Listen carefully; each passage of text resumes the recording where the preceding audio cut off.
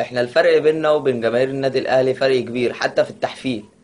هتلاقي اي زملكاوي لما الاهلي مثلا بيتغلب من فريق او احنا بنكسبهم، اي زملكاوي هيحفل بطريقه كوميديه، بطريقه تضحك حتى. بيحفل بفيديو، بيحفل بكوميكس، بيحفل بكلام، بيحفل ببوست، بيحفل بصوره، كده يعني. هتلاقي يعني طريقه التحفيل معروفه في العالم كله. لكن طريقه التحفيل عند الاهلاويه بتختلف من مشجع لاخر. يعني انا يعني هقول لكم دلوقتي، حصلت مع قريبي يوم ما كان الاهلي كسبان الزمالك، بس مش فاكر امتى. فبيقول يعني انا بقول له احنا كنا احسن في الماتش، وبقول له ماشي مبروك ليك وكده.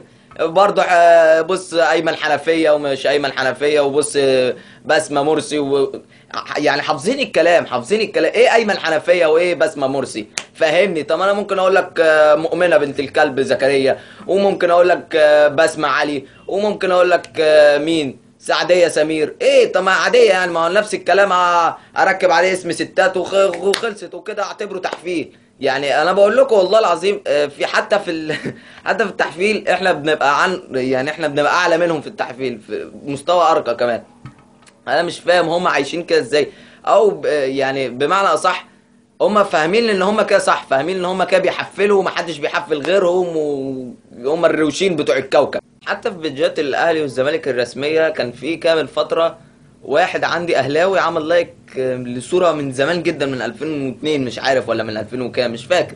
المهم، عمل لايك لصوره في بيدج الاهلي الرسميه، كانوا بيشحتوا لايكات، بيقولوا ايه، تفاعل ومش تفاعل وعشان نوصل.